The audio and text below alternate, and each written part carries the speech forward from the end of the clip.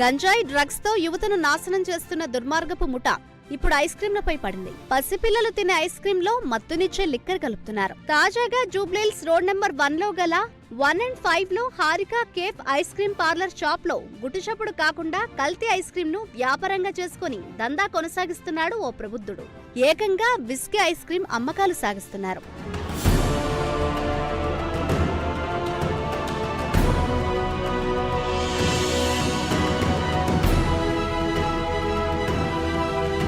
కల్తీ whisky ice cream తయారీలో 1 KG ice cream లో 60 ml 100 పైపర్ విస్కీ కలిపి అధిక ధరలకు అమ్మకాలు సాగిస్తున్నారు. ఇందులో ఆల్కహాల్ చేరడం వలన పిల్లలు మత్తు పదార్థాలకు బానిసలుగా మారుతున్నారు. ఇలాంటి అమ్మకాలు కొనసాగిస్తున్న వ్యాపారస్తులు కొనేవారు ఎవరు, ఏమైతే మనకెందుకులే అని దర్జాగా విక్రయిస్తున్నారు.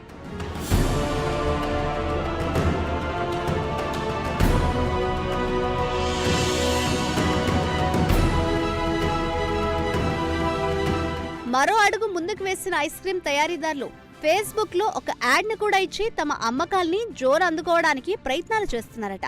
ఇలా 1/2 కేజీ విస్కీ ఐస్ క్రీంలు 23 పీసులను 11.5 కేజీల విస్కీ ఐస్ క్రీంలను excise superintendent STF team leader Pradeep Rao బృందం పట్టుకుంది. ఈ ఐస్ క్రీంలను స్వాధీనం చేసుకుని కేసు నమోదు చేశారు. విస్కీతో ఐస్ క్రీంలను తయారు చేసిన వ్యక్తుల్లో దయాకర్ రెడ్డి, శోభన్ అనే వ్యక్తులున్నారని తెలుస్తోంది. ఈ ఐస్ క్రీం పార్లర్ను శరత్ చంద్రారెడ్డి అనే వ్యక్తి నడిపిస్తున్నారని అధికారులు తెలిపారు.